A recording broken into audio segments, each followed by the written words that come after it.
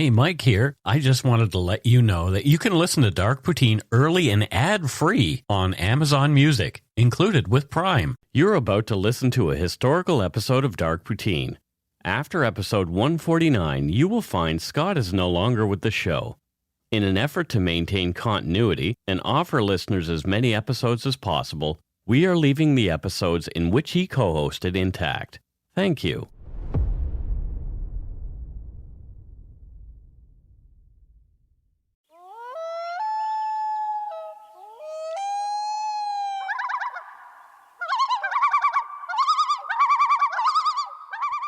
Welcome to Dark Poutine. I'm Mike Brown, creator and host. With me, as usual, is my good friend and co-host, Scott Hemingway. Say hello, Scott. Oh, hello, everybody. Hello, everybody. Hello, I love you all. The views, information, and opinions expressed during the Dark Poutine podcast are solely those of the producer and do not necessarily represent those of Curious Cast, its affiliate Global News, nor their parent company, Chorus Entertainment. Dark Poutine is not for the faint of heart or squeamish. Listener discretion is strongly advised. We're not experts on the topics we present, nor are we journalists. We're two ordinary Canadians chatting about crime and the darker side of history. And this one is a little on the darker side of history. It is. It should be exciting. Let's get to it. Put on your toque, grab yourself a double-double and a Nanaimo bar. It's time to scarf down some Dark Poutine. Chomp, chomp, chomp.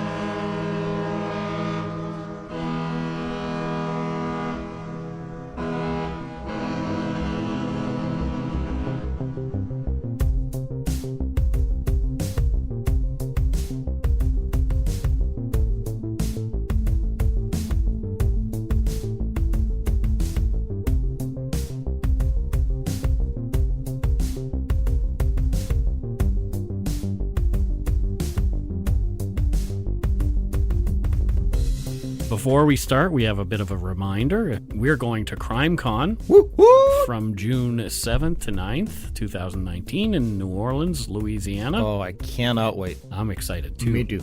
If you're going to go to CrimeCon, go to the website crimecon.com to get your ticket. Yep. And use our code Poutine19 at checkout to get 10% off. That's Poutine19. Poutine19. The number's 19. That's correct. You get 10% off. It helps us get some, we're out of pocket going to this, and so it just helps take care of some things, the more people who use our code. So Poutine19. Yep, and if we get more people using that code, we'll probably be invited back next year. As opposed to just getting flat out banned next year. No, you guys can't even attend. You can't even you guys can't even come to watch. Yeah. This is episode 66, but I was thinking it should be called episode 666 due to its content. Ooh, why is that, Mike? Well, we begin this episode with the story of Esther Cox and the Great Amherst Mystery. Oh, I'm intrigued.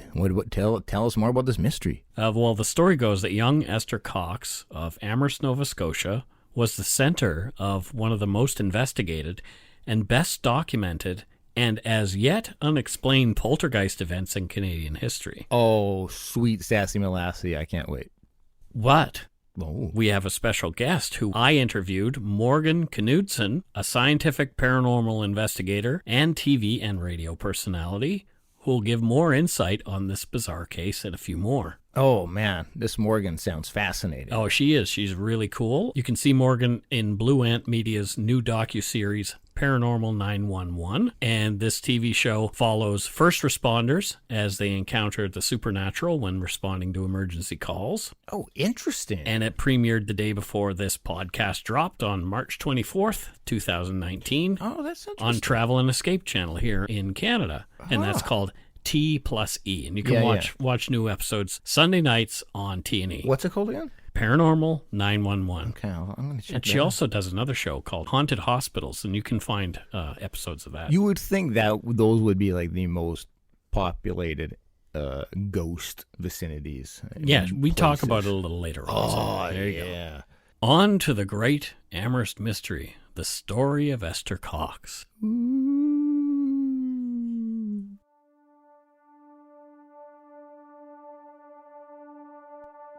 Esther Cox was born in Upper Stewiacke, Nova Scotia, on March 28, 1860. Any relation to Lower Stewiacke? Yes, Upper Stewiacke is above Lower Stewiacke.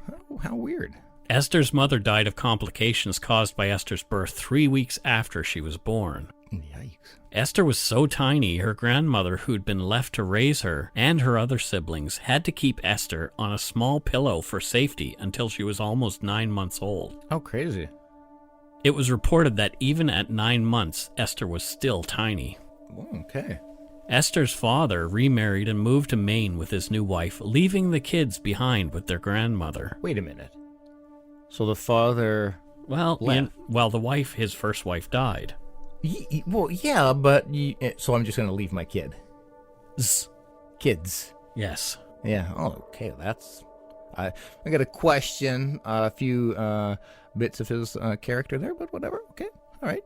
Yeah, well, I mean, Whatever. it was the 1800s, so we don't know. We can't actually question him on So this. there's no video archive? No. Oh, okay. In a book called Haunted House by paranormal investigator and author and actor Walter Hubble, Esther is described this way. In person, Esther is of low stature and rather inclined to be stout. Her hair is curly, of a dark brown color, and is now short, reaching only to her shoulders. Her eyes are large and gray, with a bluish tinge, and an earnest expression which seems to say, "Why do you stare at me so? I cannot help if I am not like other people." Her eyebrows and eyelashes are dark and well marked, that is to say, the lashes are long and the eyebrows very distinct. Her face is what can be called round, with well-shaped features. She has remarkably handsome teeth and a pale complexion. Her hands and feet are small and well-shaped, and although inclined to be stout, she is fond of work and is a great help to her sister Olive, although sometimes requires a little urging. Esther's disposition is naturally mild and gentle. She can at times, however, be very self-willed, and is bound to have her own way when her mind is made up. If asked to do anything she does not feel like doing, she becomes very sulky and has to be humored at times to keep pace with the family. However, all things considered, she is a good little girl and has always borne a good reputation in every sense of the word. I think I just had a paranormal experience. I'm pretty confident Walter Hubble was sitting next to me here. I'm certain he was too. And what a cool, I want him to, describe everything in my life. 1800s authors are very flowery. I love that her face is what can be called round. You can just say, she had a round face, couldn't you? But it could be. There's a lot of extra words. It's fantastic. After Esther's grandmother's death, Esther and her siblings moved to Amherst to live with family. Then 18-year-old Esther Cox, her sister Jane, and brother William lived with their older sister Olive, a busy housewife, and her husband Daniel Teed, a humble shoemaker by trade. The small house on Amherst, Nova Scotia's Princess Street, number 6, was packed full. Hey, it sounds like it. Daniel's brother, John, lived in the house along with the Teeds' young children, George, 5, and Willie, 7. So there was a lot of people in this little place. And it was probably like a one-bedroom. Although not large rooms, there were 4 bedrooms upstairs, 2 at each end of the house, a sitting room downstairs with a dining room, a kitchen, and a pantry. In his book, Walter Hubble went on to say that the commodious dining table in the dining room was very inviting, and about the house itself, let's hear from him. In fact, everything about the little cottage will impress a casual observer with the fact that its inmates are happy and evidently at peace with God and man. Okay, so 2 questions. I think what the hell like is a a large commodious table? Because commodious, don't you? You're thinking about a commode? Yeah, I'm thinking don't you poop in a commode? So a commodious table, does it is it a table you can poop? It's roomy. Okay, well okay. Which I'm glad he went with commodious as much, and Okay. the inmates are happy. I love. Well, the people who live in the No, house. for sure. I think we At least now we just associate inmates with like captivity in prison and stuff like that. So I just love it. The inmates are happy. I love it. I want to be an author in the 1800s. Well, you could be. No. You'd have to learn to read first. Exactly. So, nope.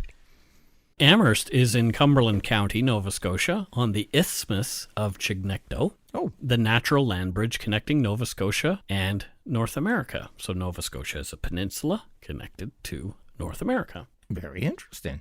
Amherst's website tells us that the town is a 2-hour drive from Halifax, 90 minutes from Stanfield International Airport, an hour from Prince Edward Island, and 40 minutes from Moncton, New Brunswick. I'm assuming that's if you're driving the speed limit. Yeah, but it's right on the edge of Nova Scotia toward New Brunswick, and then you can quickly get to PEI from there. Very cool. The area was called Nemchibugwek, Of course. which means going up, rising around. That name is a local Mi'kmaq name. Cool. And this referred to the land east of the Tantramar Marshes. That was higher than the marshes themselves. Some complex names there. Nemchibugwek. Yeah, I don't know how I would have pronounced it. Nemchibugwek. Okay. Yeah. It was settled by French Acadians in 1672. And it was renamed from that native name to Les Planches, which translate roughly to the boards, and I don't know why they would. It could be like flat land or whatever.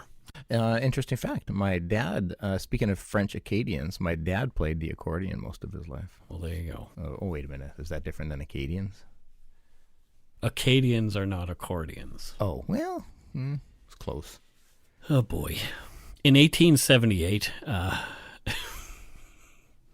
oh, boy. But anyway, eventually, after a bit of a war between the French and the British, Amherst was named after the leader of that particular war, Lord Amherst. Oh. So there you go. No, I was in the 1700s. Yeah, I was going to say that. So in 1878, Amherst had grown to a town of around 3,000 people. Today it's around 9,000. So it has... Oh, it hasn't increased substantially. Not substantially. Well, tripled. Over like 100 years. Amherst also sits near the top of the Bay of Fundy and boasts some of the world's highest tides. Oh. And it's quite a sight to see, something you should check out if you're ever in Atlantic Canada. I do want to check out Atlantic Canada. The story of the haunting goes that one evening, as Esther and her sister Jane were bedding down for the night, Esther leapt up screaming that there was a mouse under the mattress. She'd felt something moving and touching her. Yikes. The girls tore the bed apart looking for the mouse, but found nothing. Ooh. Well, it could have been a mouse. It could have been. I would imagine houses weren't built as sealed as they are now. Mice can get in. There you go. The next night, again, just as the girls were laying down to bed, Esther leapt up screaming the same thing. Eesh. She was certain something was moving under the mattress. Looking under the bed, the girls saw a small cardboard box that had been filled with patchwork for a quilt, and it was moving on its own. Oh, I legit just got chills. When the box stopped moving, the girls grabbed it, looked through it, but nothing was there. Fearful, they put the box in the middle of the room and backed up to watch. The box leapt up about a foot off the ground and came to rest on its side. Boxes do that, right? No box that I've known. Oh, okay. Yeah, that's scary. So the girls were terrified, of course, but they wanted to see if it would happen again. Yeah. So they returned the box to the middle of the floor and backed up again. And got their video camera ready? No, because it was 1878. Yeah, semantics. It jumped into the air again, falling over again onto its side. Yikes. The girls began screaming, and Daniel, their brother-in-law, who'd been awaking during the commotion, entered to see what all the fuss was about. Yeah. The box lay where it had last landed, and the girls explained what they'd seen. Daniel was angry at having been awakened. He admonished the girls for making noise and for lying to him. He shoved the box back under the bed, telling the girls to go to sleep and be quiet as he shut the door behind him. Like, I can't even be mad at Daniel because, like, we've all been there when you're like sound asleep and you've got to jump awake to do something, and then you're like, really? This? Oh, god damn it, guys! So I'm not. I can't even be mad. The next morning at breakfast, the girls insisted the box had been moving on its own. Of course, no one believed them. Yeah, people are going to be skeptical for sure. Esther, however, had been sullen and was crying herself to sleep for a few days prior to the first night's odd events. Oh, really? 4 nights passed. Esther had a falling out with a local bad boy shoemaker that she'd been smitten with, Bob McNeil. Oh, those bad boy shoemakers. Bob had been around the Teed home every day for quite some time, courting Esther. Her family didn't like Bob. He was known to be, quote, wild and too fast for young Esther, but she ignored them. I wonder what too fast refers to. Oh. Like, is he just really good at running? No, maybe. Yeah, he's a little too, Yeah. Yeah. Bob had come to pick up Esther that evening in his carriage for a jaunt around Amherst. He dropped her off after 10 p.m. that evening and rode off quickly without walking her to the door, and he said not a word. Oh. Esther had been down in the dumps ever since, and when she was asked about what happened, she told her family that, simply, she and Bob had quarreled, and Bob had not come to the house since. Oh, okay. So she was sad. Yeah. Esther said she thought she'd become an old maid, and no one would want her now. Esther, that's not true.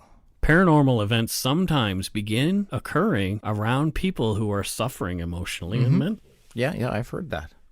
The night after the box event, things got weirder. Just after Esther had gone to bed, the whole house was wakened by her howling. "My God, what can be the matter with me? Wake up, Jane, wake up. I'm dying, dying. Oh, wow, okay. Esther had leapt out of bed and was standing trembling in the middle of the room, a horrified look on her face. Esther's long hair was standing straight up, as though she'd been touching an electrostatic generator at a science fair, but it had not been invented yet. Oh, wow, okay, this is kind of scary.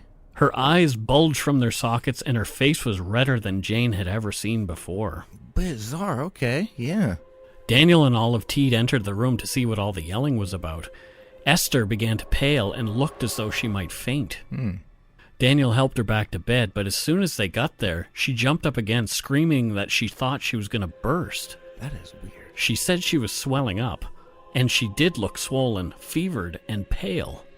She continued swelling and grinding her teeth in agony as her family looked on, until suddenly 3 loud claps of what could be best described as thunder came from under the bed. What? And so the Daniel and Olive were there for this? Yeah. Okay. Esther went from looking like a swollen monstrosity back to herself in moments. She collapsed herself back onto the bed. Whew, that's intense. The attacks carried on over the ensuing weeks, and rumors spread about what was happening at 6 Princess Street. As one doctor was tending to Esther during a particularly brutal attack, the words, "Esther Cox, you are mine to kill," appeared in large scrawled letters on the wall at the head of her bed. Holy shit. And this is with the doctor there. Yeah, like, so they weren't there and then they appeared while he was... This is the thing about this. There's all kinds of people signed off, said, "I saw this." Holy shit. Yeah. As the doctor was leaving for the night, a piece of plaster flew from the wall, almost hitting him in the head. I'm totally getting, like, the Conjuring feels. Wow. The weird events went on for weeks. Some days there was nothing, and then for days on end the bizarre things happened in the home. Wow. Esther would be slapped, pinched, and scratched by unseen things. Pins would fly from nowhere, sticking into Esther's skin. Oh, poor Esther. Like, this thing. Even the local minister, Reverend Temple, witnessed the strange goings-on in the Teed cottage. Potatoes flew across the room. Water in a pail near Esther would suddenly come to a boil. Wow. Esther would often be spasming violently on the bed as these things occurred. Poor dear. Ah, yeah. One night, Esther began to hear voices. One told her that it was going to set fire to the house and torment Esther until she died. Lit matches somehow appeared in the room, and small fires had to be tamped out. After that, lit matches would appear intermittently in the house, nearly setting fire to the place numerous times. All who witnessed these things said that it was not Esther herself doing these. That is crazy. So everybody is around her is supporting what's happening. Yes. Yeah. Esther was even sent away for a time to a home in nearby St. John, New Brunswick, with the hope that removing her from the Teed home would make the attack stop. Yeah, I get that. They didn't. Oh, shit. Fires were set, and things flew about that St. John home as well. Eventually, Esther was sent back to Amherst. It's like, yeah, get this yeah, no, we're good. person who's clearly possessed by something out of here. Yeah, you can have her back. We're good. Yeah. Esther claimed to be tortured by a number of spirits, led by one angry ghost named Bob. It's a bit of Bob is a bit of an anticlimactic name. These ghosts were the things that were responsible for what was going on. Yeah. And it's interesting that Bob is her ex-boyfriend's name as well. Oh, yes, that is interesting. A system of knocking, like 2 for yes and 1 for no, was set up for the doctors and Hubble, the author, to communicate with the spirits, and sometimes they spoke directly through Esther. Oh, creepy. Esther's attacks had been observed by doctors, clergy, and other respected Amherst citizens, and were being reported widely in the newspapers. Huh, yeah, so, I mean, I definitely put more credence behind it when there's a lot of witnesses and observers. This is how Hubble, the actor and author, came to hear of Esther's story, and then he came to live with the Teeds to cover Esther's case firsthand. Yeah, you said 6 weeks, right, earlier? Something like that? Yeah. Yeah, so a good chunk of time he was there. Yeah. From Hubble's book, The Haunted House, A True Ghost Story, here's one interaction that the author had with Esther's ghosts by way of a seance in the Teed home. Oh, sweet, a seance.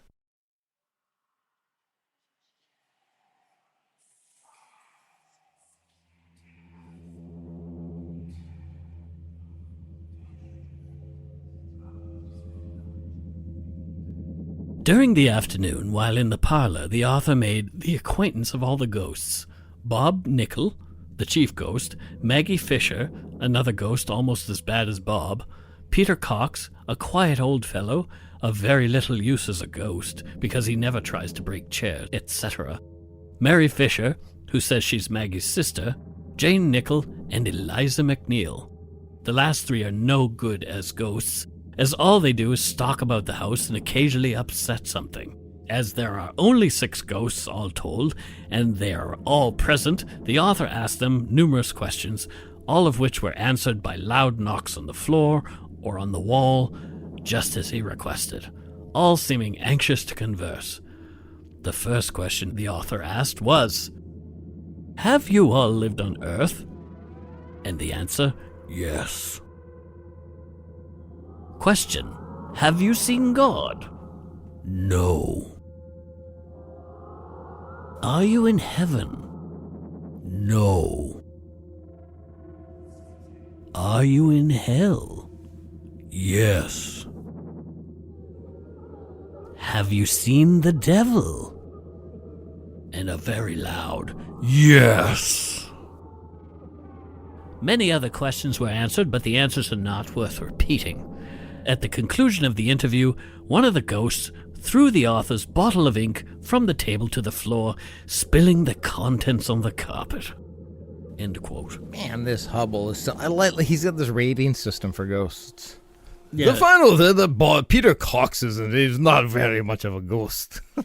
They're a shitty ghost unless they actually... It's like he's got ghost standards. Yeah, well, as he you claimed should, to be really. a paranormal investigator, I think. An actor, and author, and doctor, and a whole bunch of other things. He was a showman. Yeah. And a bit of a scumbag. Oh, he really? took Esther out to the surrounding communities, requiring people to pay to see what was going on with her. Oh, okay. Sometimes things would fly around as Esther would have an attack. Other times nothing happened at all, but still people paid to see the poor tortured girl in her odd state. Yeah, I'm not cool with that. On one of the outings, 3 large iron spikes were placed in Esther's lap as she was in the throes of swelling and convulsing. Jeez. The spikes heated up so much they could not be picked up with bare hands. So aside from the swelling, it almost sounds like she's got epilepsy or something in some regards. Well, there's something definitely going on with her. Yeah. But hey, let's exploit it and take her around and charge people to see her. Exactly. After months of torture at the hands of unseen entities, Esther fell into a trance one night. She began to talk about Bob McNeil and what had happened to her the night they last saw each other. Okay.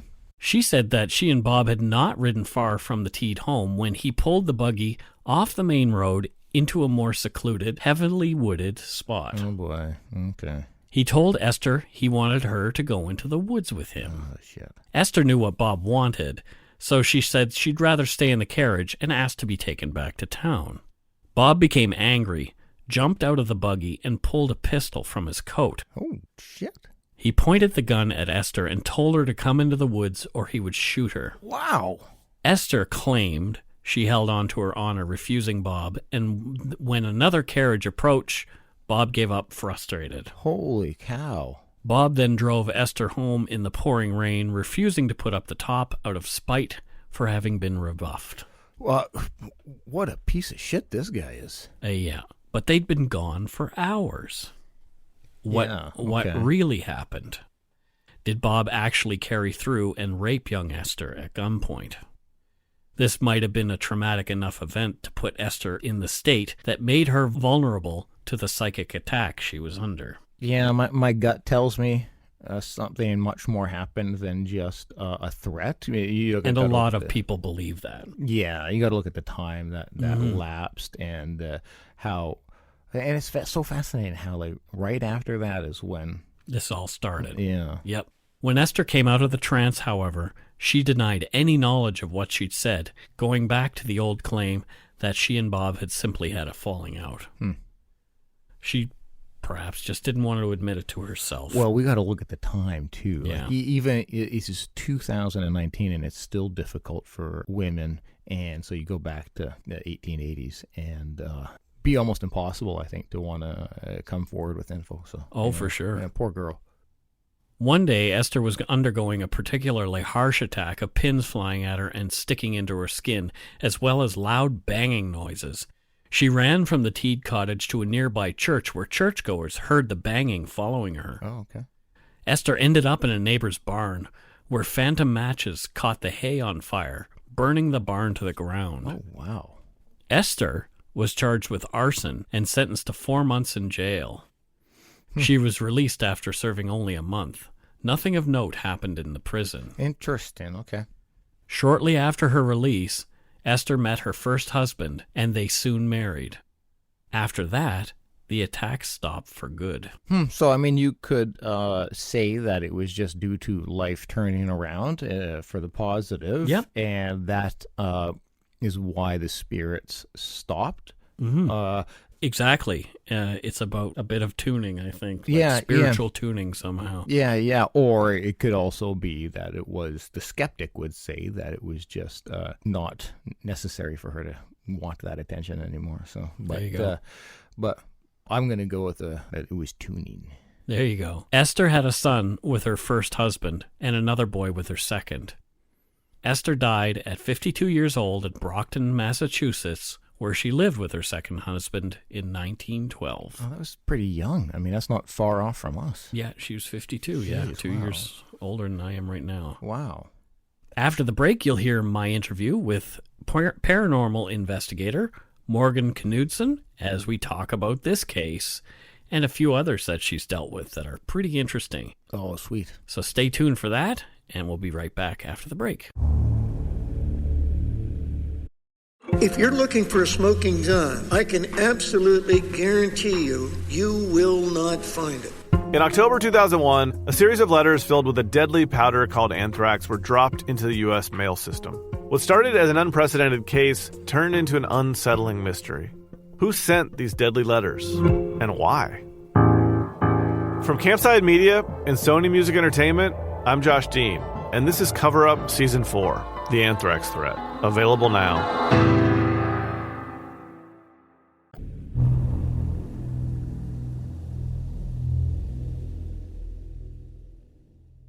With me now from our Chorus Studios in Edmonton is Morgan Knudsen, paranormal lecturer, presenter, and author. She's also an award-winning founder of Entity Seeker Paranormal Research and Teachings. Welcome, Morgan. Thank you. I'm just so happy to be here today. It's this is a great opportunity. So thank you for having me. Yeah, we're trying to lean toward more paranormal stories. Sometimes the crime stuff gets a little heavy. And so there's a lot of interesting, darker paranormal type stories here in Canada that my co-host and I would like to tell. And we just got finished with the Esther Cox story. So you are familiar with that story, yes? Very familiar with that story. And the great thing about the Esther Cox incident in and of itself was just the amount of sort of byware that it represents. And I love the fact that there's so many aspects to this case to talk about, because so much of it, even though it happened in the 1870s, it's so relevant today. Oh, yeah, for sure. I mean, we have things flying around rooms and noises and the actual haunting of an individual. I guess people in the know might call that a poltergeist encounter. Yeah, I think with her story, and what makes it to me is so multifaceted, is the fact that you've got a situation where you've got a girl that has been under a lot of extreme stress. Like, she ends up coming down with a very strange illness that they can't quite place. Mm-hmm. They end up, they discover that there was a possibility of sexual assault from a very creepy individual. Yeah. So you've got a stack of stressors that happen, and then all of a sudden you've got this crazy activity. And there's a couple of theories that I've got about why that happened.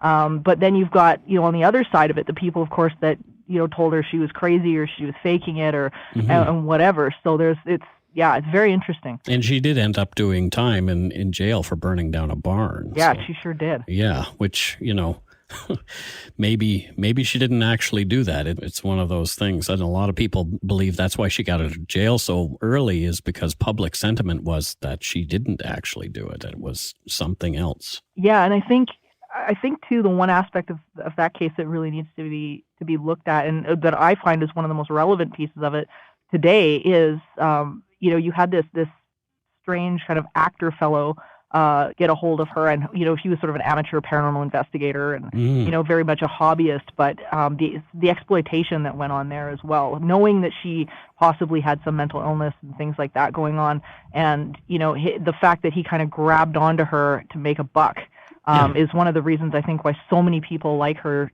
don't come forward with these cases. Yeah, I mean, he took her on the road with him, so it's kind of disgusting. It's a sideshow act. Yeah. It's terrible, and the fact that he puts this book out, the book does really well, and she doesn't even get a dime of it. It's pretty brutal. Yeah, I mean, the book is in the public domain now, so yeah, it's easy to find. It's pretty interesting, an interesting book. It's only 44 pages for anybody who wants to read it. It's an easy go. One thing I wanted to ask you about it is, what, if any, part, I know you said you had a few theories on what went on there. Yeah. And the one that really stood out to me is 4 days before all this started, is she had that encounter with this creepy individual that you say. We've heard this before. This is kind of the thing, maybe that is the catalyst for this type of event. Would that be a thing? Yeah, I think that's a really good analysis of it. When we find these cases of specifically negative hauntings, we always usually find a stressor with the client. Mm-hmm. And that's one thing that a lot of people tend to overlook, is the fact that there's oftentimes some sort of trauma or catalyst that sort of sets them into that negative range of emotions. And that negative range of emotions ends up attracting all sorts of crazy stuff. And it's always, I always like to say the universe is kind of like a mirror, and we kind of get back where we are, not who we are, but where we are emotionally. And the clients that I end up dealing with and whatnot, that are having these major problems with negative entities, that's always a factor in there. And they might not even be aware of it all the time, but there's definitely a connection emotionally to the stuff that people are receiving, mm-hmm. and the energy and whatnot, and where they are emotionally. It's very interesting. So in your opinion, this is definitely aligns with this type of case, is the kind of thing that you might deal with today. Absolutely. Yeah, absolutely. And the criticism too that comes with it. And I know you get a girl like that where they begin to sort of feed into the phenomenon, because it's really hard to get your attention off of that kind of thing once it starts happening. Mm-hmm. And and that's one of the things that we've got to do with our clients, is to say, what, this as hard as this is, we've got to get you focused on something that you're passionate about, so that you're not feeding into the sort of mental loop. Because when something like this happens, you want to call your friends and you want to kind of goose it up, right? And it's like, you can't do that. Yeah. So is this the kind of thing that's in your book, Teaching the Living from Heartbreak to Healing in a Haunted Home? It is. Yeah. This is exactly what we talk about. And when I'm discussing some of the cases in there, that's a common pattern that we end up seeing, is just the fact that these, getting ourselves to this next emotional state, that a better emotional state, is ultimately what ends up being the final solution to a lot of this stuff. But, people want an external solution, and that's just not possible. It's kind of like paranormal psychology.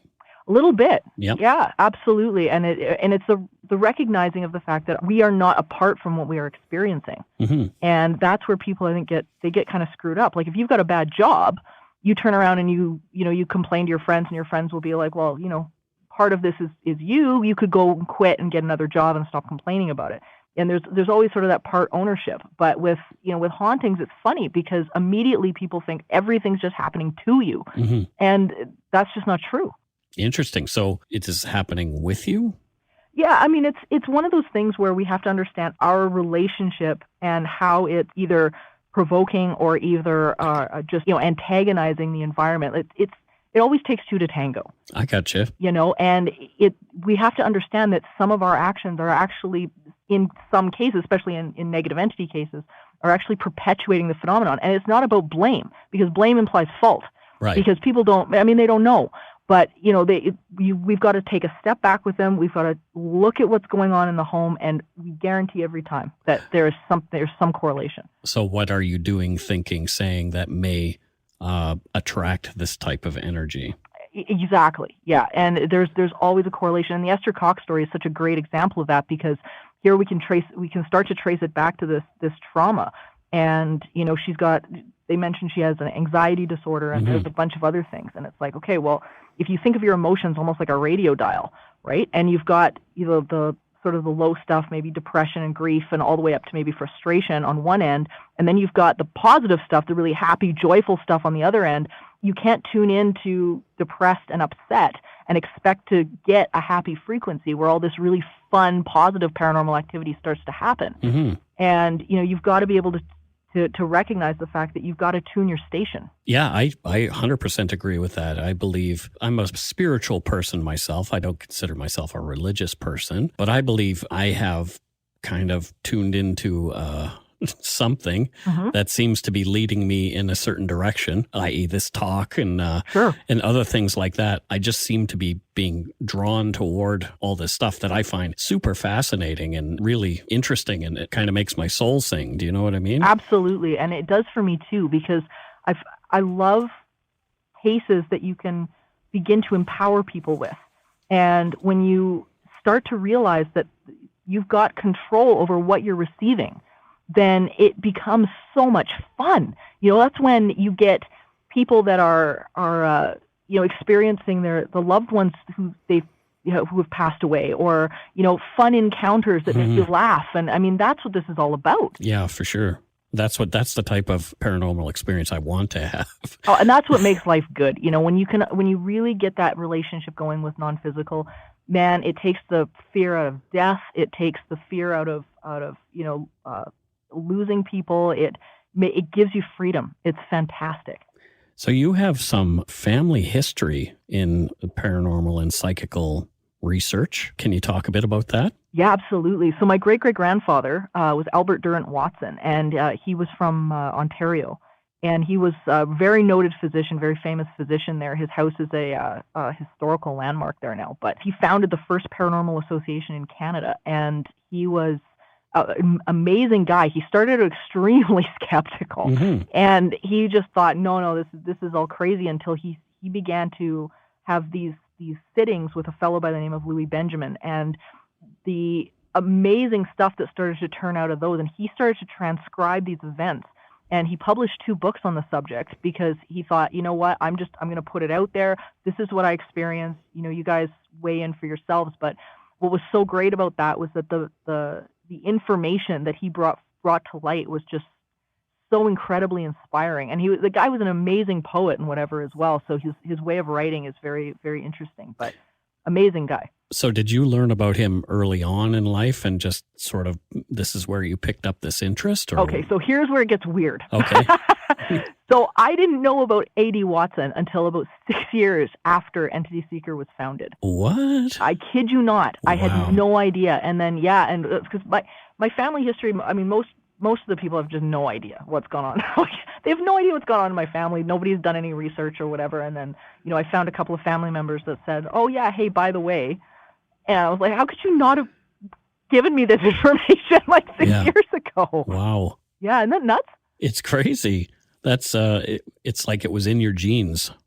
I think we really have callings to things, and Mm-hmm. you go for the things that bring you the most joy and the most passion, and this is one of those things that always has. It's just fascinating. Yeah, I mean, I went through some bouts of real major depression in my life, and interestingly, once I started to recover from them and the clouds had parted, I realized it was about me not actually pursuing what I truly wanted to.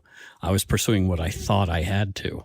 Absolutely. Yeah. Well, I totally get that, and I think what people don't realize too is that when we're not doing those things, or when we're not pursuing, our calling or our dreams or anything like that, if we've got an open wound somewhere, I guarantee you're bleeding. Yeah. You're bleeding out from somewhere, and people think that you can just brush it off and forget about it. But at the end of the day, you really, really can't. I mean, it's the difference between joyful, positive experience and just trying to stuff yourself into a box. For sure, you need some first aid, and this sounds like what you're trying to do is, and give sometimes people that. Soul surgery. Yeah, sometimes full blown surgery. Yeah, that's fascinating. I want to talk a bit about the show that is. It will have premiered on March 24th, 2019, and it's called Paranormal 911, and people can find that here in Canada on the Travel and Escape channel. At T&E at 8 Eastern. Yeah. Can you tell me a bit about, I've watched the first episode, so Blue Ant sent me a link to watch the first episode, and it was fascinating. Yeah. I was a security guard myself, so the middle story of the guy who's telling the security guard telling the story really stood out to me. But tell me a little bit more about that show and what it's about, what the whole premise is, and what you've learned maybe. I'm so excited about this show because it is taking a very journalistic approach to these cases, which I'm fully behind, because I think that's something that a lot of these paranormal television shows have really gotten away from. And our goal is to be able to support these first responders and being able to come forward and tell their story. And it's such a taboo thing in the medical field, because you end up getting this sort of reputation of, okay, maybe this person's crazy, they've got mental illness, whatever, and they fear coming forward. Mm-hmm. So what's been so great for me is to be able to take these cases and know that none of these people have a dog in the fight. Right. They just don't have a dog in the fight. They get a call from the dispatcher, go to this place, help this person. That's all they get. That's all they know. They're not being set up in any way. They don't go in with preconceived notions. So when they experience something, their first priority is not to experience something, it's to help this patient. Yeah. So that to me has been the most significant thing. And the people that we've dealt with have just been incredibly credible. Yeah. Yeah, those, like I say, those first three people that I watched were very, very interesting, and they had a lot of indicators of veracity in the way they spoke and that kind of thing. It was super interesting. Yeah, and they just, having the courage to be able to come out and to talk about this stuff. Like, for example, the security guard that you were mentioning, being able to step forward and say, yeah, that happened, and sometimes happened more than once, mm-hmm. It's a big risk for them. And I know myself and the producers and, the other people on the show, I mean, we definitely, we don't take it lightly. Yeah. How many episodes have you folks completed? How many can we look forward to? Oh God. Well, we've done the first season. Okay. So there's plenty coming up, and mm-hmm. Hopefully there'll be a season 2 as well. So I'm we're so excited about it. And you've worked on another sort of similar show, Haunted Hospitals, as well. Now here's where our paths are going to kind of intersect in a way. I was a security officer at the Vancouver General Hospital for a little bit of time. I think it was about 2 years. And Vancouver Hospital is well known for its the burn ghost. And there used to be what was called the nurses' residence. It was an 11-story building that was well known for its paranormal stuff that would happen in there. For example, one night I was doing my route, and I have to do every floor, walk through every floor, and it's dark. It was an abandoned building at the time. It's now gone. But at the top was a library, and I went into the library and I looked around, and as I'm going out, I make sure the lights are off and I lock the door. My second round, I come back, the lights are on.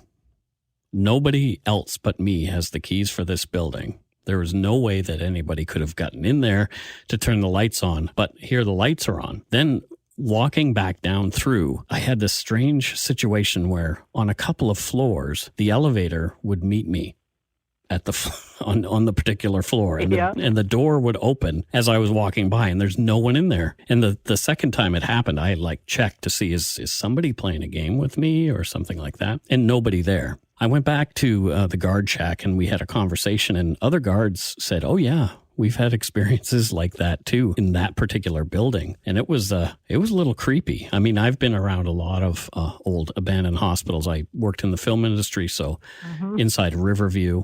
And also one of my routes when I was a mobile security officer was the old mental institution known as Woodlands here in New Westminster. And that was quite a storied place with some weird events. But I didn't experience anything there. But just that idea that, something's always in the back of your mind. There's a lot of things that happen in a hospital, both good and bad, that may attract that kind of attention. Does that kind of thing make sense to you? Oh, absolutely it does. Well, and what you're describing is not uncommon. People think that this stuff doesn't happen very much, but the facts actually state the opposite, where a humongous chunk of the population, more than not, around 75%, have had some sort of paranormal experience. So I think people think this is some sort of rare occurrence, but it really is not. Like the name paranormal is a little bit misleading because it translates into beyond normal, and it's actually the opposite. So this stuff happens quite a bit, and in the case like the security guard that you were mentioning in Paranormal 911, stuff like that, which is a phenomenon I think is my guess is it's probably residual energy, and I say I guess just because I wasn't there to do a deep dive into the case, but you get a situation like that where there's been impactful moments in a venue, and in this case there had been a huge flood in that area. There was a history of a mass loss of life, and you'll get a repetitive phenomenon that will start up under the right conditions, and it doesn't even necessarily mean that there's an intelligence there. It's just a replaying of events, and there's a bunch of conjecture, I guess, about why this happens, but they're leaning to the idea that high levels of electromagnetic activity may actually be one of the precursors for this stuff to actually almost be recorded into the environment like memory. And it's really interesting stuff. So it's not even this phenomenon, not even as necessarily an intelligent entity walking around, but sometimes the environment's playing a number on you. Yeah, it's so fascinating. That idea of something being recorded. Another guy I was working with at the Vancouver hospital, he had an experience he saw an entity in the tunnels underneath the hospital. And there's tunnels interconnecting all the different buildings. So patients and the public don't have to see awful things. They will take things that they don't want the public to see down through the tunnels. And it's easy to connect all the buildings that way.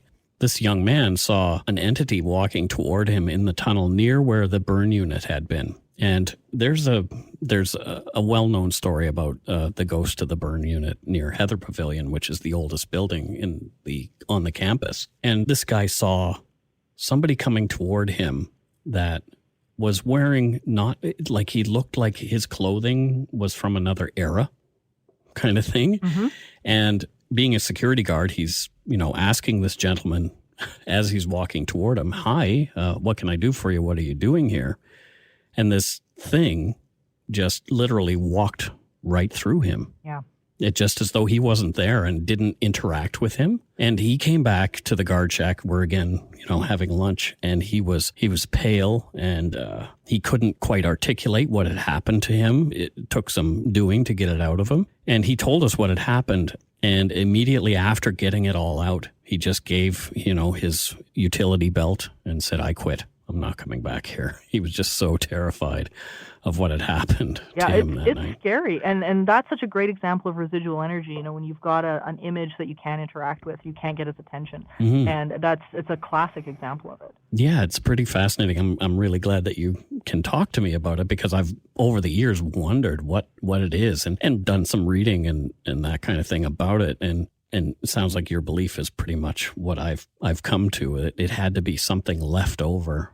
Yeah, it's really interesting, because probably one of the best cases of residual energy is the Gettysburg battlefield. And it's so prevalent there that there's not many guests that go and visit that don't actually hear or see something, whether it be guns firing or soldiers marching or anything like that. And what they've discovered relatively recently is the fact that the geological makeup of the land itself is there's a quartz bed that's sitting underneath of it, and quartz, of course, can retain a magnetic charge, and they're realizing that these fluctuations and these sort of strange levels of electromagnetics may have a direct relation to the fact that people are seeing this stuff, and so right now they're trying to figure out how exactly that that pieces together, and why some areas will have it and some others won't, but I think in the next number of years we're gonna have an answer to that. Interesting. That's pretty neat. Yeah, that's pretty fascinating. One thing I wanted to ask you is, do you have any cases that have really stuck with you? Something that maybe you haven't been able to explain, or something that's keeps coming up? I think probably one of the most interesting cases was actually I've seen sort of a repeat of this on both haunted hospitals and paranormal 911, and I had a personal experience with it, which is kind of neat. So we began in haunted hospitals with a story about what they called the Angel of Death, and it struck me when I first got the case. I thought, it seems very almost urban legend like, and I started to do a deep dive on it. And basically, what had happened in haunted hospitals was a very, very credible, very experienced nurse, RN, had come forward talking about this sort of cloaked figure who she observed caring for her aunt who was passing away, and it scared her, and she saw this thing more than once, and she had this strange encounter with it, and I thought, like the cloaked figure thing, it just seems odd. But then when I started to do this deep dive into it, I realized that this is a phenomenon that's reported across all cultures. It's reported in various different arenas, whether it be medical field or personal experience. And then we ran into a similar case again on paranormal 911 from a couple of ambulance workers, EMTs, and I thought this is very interesting. Now, when years ago I founded Entity Seeker with one of my best friends, Stephanie Wirtz, and unfortunately she passed away. But I had an interesting experience the one night where I was at home alone, had just sitting around my living room. It wasn't long after she had passed away, and somebody rang my doorbell. And I was like, okay, got up, looked out the peephole, and there was somebody standing on my doorstep in a black cloak. And I thought, that's weird. I didn't, perfectly solid. I didn't think anything of it. Right. But I went around to look out my window just to check to see if I could tell who it was, and they were gone. Whoa. And there was no way, because of course I go into investigator brain trying to figure out who this was, and there was just no way that anybody could have left my step and left my front gate in the time period it took me to just peek out the window. And when we started to do a look into what this phenomenon is, what people are reporting is that not only does whoever this is come to care for a person who is making their transition, but people often see it sticking around and caring for the loved ones afterwards. Well, that makes sense. Yeah, and it fascinated me because, as I say, my initial take on it was, this sounds very almost Grim Reaper-like. Yeah. But it seems to be a phenomenon that's reported a lot, and it's just, I don't know, it's really cool. More psychopomp-like rather than... Yeah. Yeah. Yeah, it's really, really intriguing. And I had no idea what to make of my experience because it happened before I learned about, any of these cases on before the show started. So it was really interesting. Is there any other experiences that you've had, maybe a Canadian case that stuck out to you other than the Amherst mystery? The Amherst mystery. Yeah. No kidding. Oh, well, we've had so much occur, like not only just in Edmonton, but just watching, the cases throughout the show. And I think one of the ones that stuck out to me was it actually happened in Peace River. Mm-hmm. And it was a woman who, she ended up having a heart attack, and dispatch got this phone call that, got to send some people in. And of course they send in the EMTs, and usually what follows is, of course, police or whatnot as well. But when they got there, they walk into this living room. It looked like nobody was home, and they run into this older gentleman that's sitting in the living room, and he was very stone-faced. Mm-hmm. And they were a little bit weirded out, and he was like, you need to go upstairs. My wife's in trouble. So up they go and whatever. And yeah, lo and behold, she's sitting there and she's white as a ghost. Like, she looks like she's having a heart failure. Yeah. And so they're working on her and whatnot. And they thought, let's go down and ask the husband a couple more questions. The partner goes down to look for him, and he's not there. Mm. When the other responders get there, this guy has gone outside, and he had talked with them and said, yeah, EMTs are here, go upstairs, whatnot. So they're waiting. And as the EMTs are with the patient, she finally gets it out to them that her husband died. Oh, wow. Not there. And and so by the end of it, though, there was about 4 witnesses. Yeah. To see this guy, and like it was just phenomenal. So I mean, it's cases like that where, I mean, man, if you think you're by yourself, let me tell you, you're not. So he was there to take care of her. Absolutely. Yeah. That's a cool story. That's amazing. We're never alone, There are skeptics. Oh, yeah. My co-host is one. He's not here with me, so I can't speak for him, but he likes to, we talk about psychics on the show sometimes, Mm-hmm. helping police officers, and he likes to poo-poo that. Do you have any message for somebody who's maybe a little skeptical and not quite open-minded when it comes to this kind of thing? Yeah, I think what I find is that the majority of skeptics are, quite frankly, uneducated about the subject. They're pulling a lot of their information from, some of the shows or media that has, been, formulating and structured entertainment shows rather than information like from the papers and universities. I think people don't realize that it's the best universities in the world that have a beat on this stuff. Yeah. Princeton and Northampton and the University of Edinburgh and all these different locations, the best universities in the world have parapsychology labs. Yeah, they're studying. Absolutely. And where they are now compared to, even 10 years ago is phenomenal. So my encouragement to anybody who's skeptical is to not delve into the sort of the entertainment side of it, but start like listening to people, listening to their encounters, and picking up the papers to actually do the genuine research that these amazing labs are doing. Because, I mean, the evidence is absolutely overwhelming. Oh, yeah, for sure.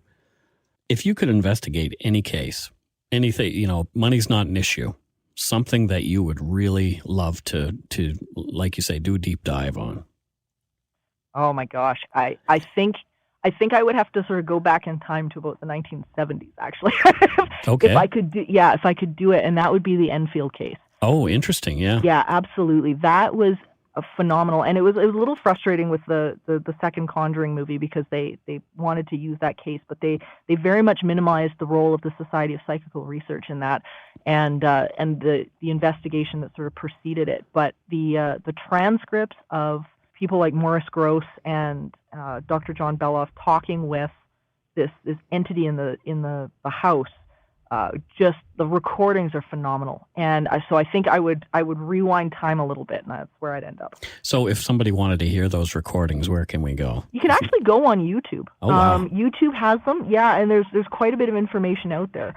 And Maurice Grosse did an amazing job of documenting what had happened there, and there's plenty of photos, and again, it was very similar actually to the Amherst mystery because people were really saying, the family, because they were on welfare and they were like, they're trying to make a buck or whatever, but I mean, it just about ruined this little girl's life. Yeah.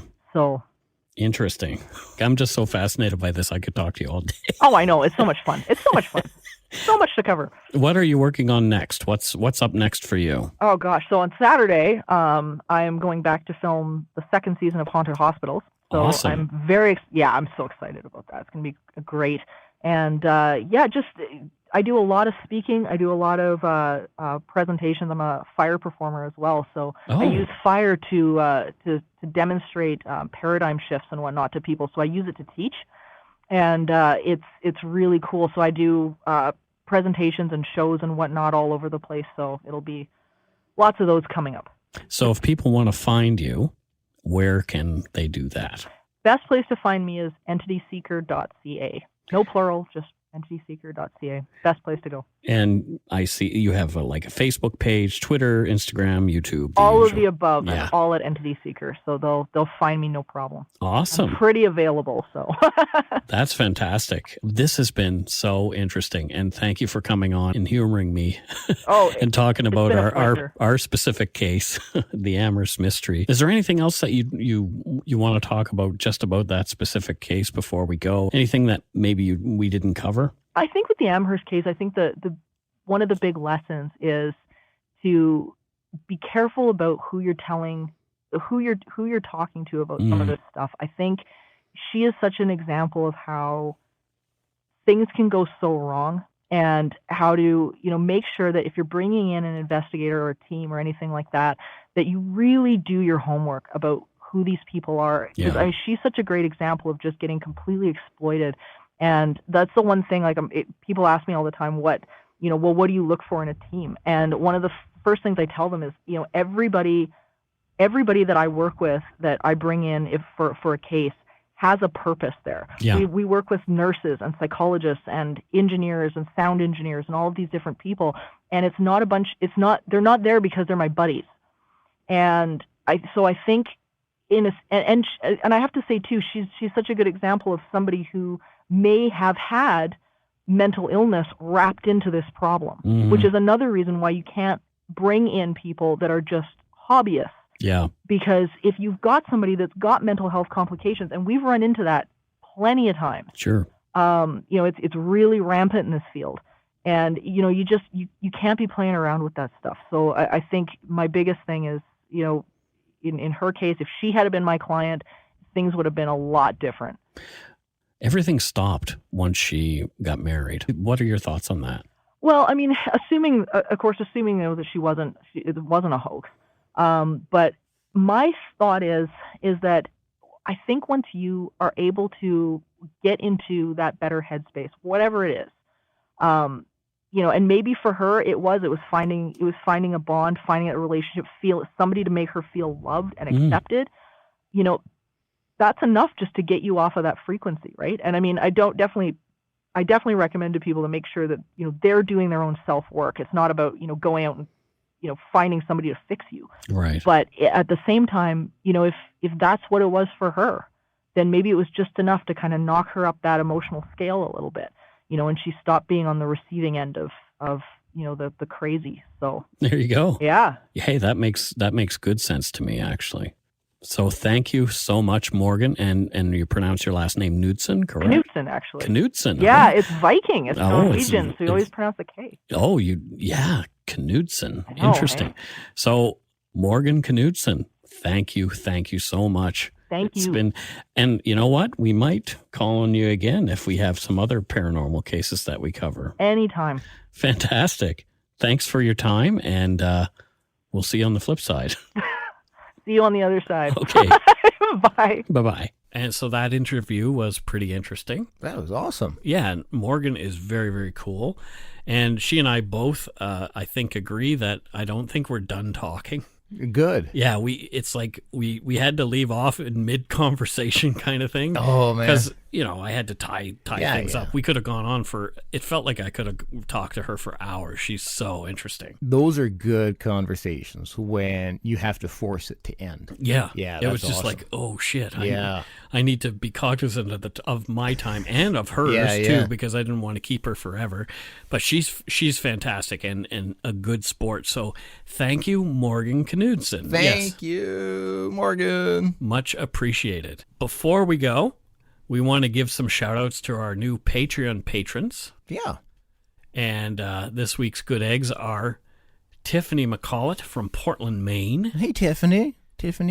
Andrea Bourguignon from Norfolk, Virginia. And I think that's like beef bourguignon. Yeah, good pronunciation, Mike. And thanks, Andrea. Yeah. Thank you. I probably pronounced it terribly. Maybe there's an Americanized pronunciation of it that I don't know. Well, what I'm learning Bourguignon. what I'm learning through all of the difficult names that we have, We're always wrong. we're always wrong. And they also there was one, and it's like it's pronounced Lexi, and it just looked like the most complex name. And so it's like, yeah, I'm sure that this name is pronounced like Bourguignon, something Yeah. simple, but okay. Nikki Rowe from Winter Park, Florida. Hey, Nikki. Karina Delgadillo from San Diego, California. Oh, thank you. Beth Price. Yeah. She's from Nepal. Did you know that? Oh, really? Yeah, Nepal. Is she a Sherpa? She was not a Sherpa. Oh, interesting. She wasn't. She was, however, raised in the jungle by chimpanzees. There's no chimpanzees in Nepal. But that's part of the problem. That's what people think, Oh. and that's why they didn't look for her when she was abandoned, Nice living save. with chimpanzees. And when she was 4, she just independently was like, you know what, you guys have been great to me. I'm really digging you chimps, but I think I need to get back to civilization. And she hitchhiked at 4 to New York. From From Nepal, yes. You hitchhike from Nepal to Yes. New York. Yes. There's water. I do. You can Has hitchhike. You can hitchhike a boat, Mike. Yeah. You can do it. That's called stowing away. No, not if they welcome you. If you just stand there with your She's thumb 4. up. This is why she's so amazing. Yeah. So Okay. good on you, Beth. And thank you. Now, someone just named Tina Lope. Oh, is that like a jackalope? Could be. Yeah, that's the Tina Lope. So Tina Lope, That sounds like somebody from the wilds of Saskatchewan. the wilds of Saskatchewan. Yes. Yeah. The tundra. Yes. Of Saskatchewan. Yeah, no, she is. That's exactly. I mean, like, there aren't very many Tina Lopes, so Yeah. So clearly we've got to be referring to the one in Saskatchewan who isn't a wheat farmer. Mm-hmm. That's not what she does. Her job is when they make the bales of wheat with their machines and such. With the thresher. A thresher, exactly. It's a machine and stuff. Sure. Her job is to tie up the bundles, which is, people think that's not a very glamorous So job. Tina Lope is a bundler. A bundler. Yes, she's a hay bundler. And it's actually a very lucrative trade because most don't have the strength to lift so that they can tie at the same time. So But because she's a Tina Lope, she has that extra. she does. She's got the extra oomph. Yeah. So yeah. The So strength of 10. the strength of 10 un-Tina Lopes. There you go. Yeah. So she's really cool. Another Yumber Yarder, Brittany Simpson from Hamilton, Ontario. Hey, Brittany. Thanks, Brittany. Carla Nowdill from Camden in Great Britain. Oh, Carla, I love Great Britain. I love Great Britain. Yeah. Even though I've never been there. I can't qualify it, but I love it. I have been there. Have you? Yes. Oh, It's great. yeah. Great Britain is great. Once I go there, it certainly will become a Great Britain. Great Scott. I did just like the Chuck Norris joke. After Chuck Norris visited the Virgin Islands, they just became known as the Islands. Oh, boy. Yeah. Summer's Case. She's from Santa Barbara, California. Summer's Case. That's actually a really nice name. I hope that's like her legal name, because that is Summers. so awesome. Yeah. I just get a peaceful feeling. Yeah. Jen Durrell, another person from the Yumber Yard. Now, Jen, Yep. I don't know. Yep. I being a staple salesman, you would think would be a really boring job. Oh, it's like absolutely. All the other staple salesmen I know, they say it's boring. But, like she just makes a thing of it. Oh, yeah? Yeah, like she dresses up in a clown outfit. Oh. And goes door to door selling staples. Oh, and wasn't she a Swingline's staple salesperson of the decade? I believe so. Yeah. Okay, I've heard about her. Yeah. I've heard I hear that there's a movie in the works about how well she sold Swingline staples. Yeah. Wow. And she actually, I didn't realize that was the same Jen. Yeah, it's very odd. Holy shit. And apparently that's what you do in Dildo, Newfoundland. Oh. Sell staples door to door. God, I cannot wait for this movie. I believe they said it was going to be called Staple Your Way Into My Heart. It's going to be great. I cannot wait. Jen, I didn't realize I would have brought this up. Thank you for supporting us, Jen. I would have brought this up earlier had I known it was the same Jen. Shauna Dexter from Cumberland, Ontario, upped her pledge. Thank you, Shauna. Thank you, Shauna. Hannah Herrick. Yep.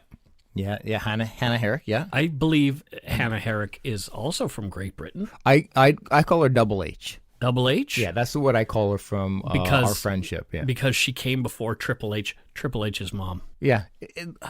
How did you know? Well, because I could see where you were going. You could, No, I did. I really threw that pitch pretty slow. So yeah, no, absolutely, it's the Double H, not Triple H. That's right. And not a fan of wrestling, actually. There you go. Even though she's Triple H's mom, she can't stand wrestling. No, she can't stand it. Won't watch it. Actually, like, it's created a rift between the two of them. She likes wet plate photography, I hear. Oh my God, that is so cool. Yeah. She has her own like giant camera that she drags with her everywhere and takes pictures of newts. Oh my goodness, I've got to check this out. Yeah, that's pretty fascinating. I got a tip for you. Build a wet plate van camera. Yeah, and then you could just go anywhere. You're in business. Amy Polloway from Edmonton, Alberta. Hey, Amy.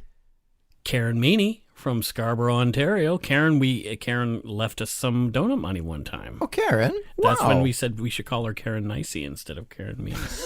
That sounds like us. Lynette Rodman. Yeah. And she's our first Tasmanian. Oh, man. That is so cool. She's from Tassie. That's so cool. We have friends. Carol and I have a couple of friends in Tassie. So say hi to Beck and Will. Stop bragging, Mike. What? Okay. You have friends in Tasmania. You're not better than me. I'm not. Jeez. I didn't say that. Well, you implied it.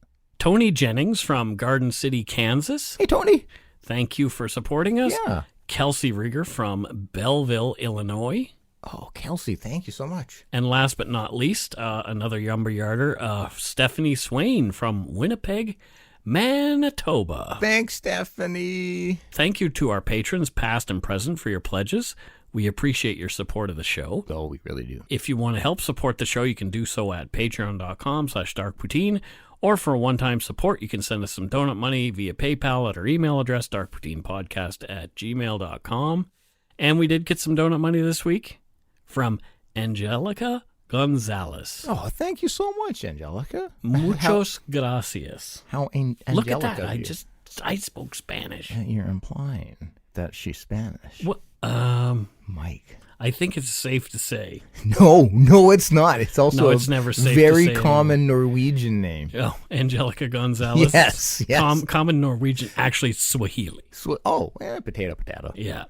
If you don't already, it would mean a lot to us if you subscribe to the show. You can easily find us on iTunes Podcast, Google Play, Stitcher, TuneIn, Spotify, or wherever you get your on-demand audio. For example, this podcast.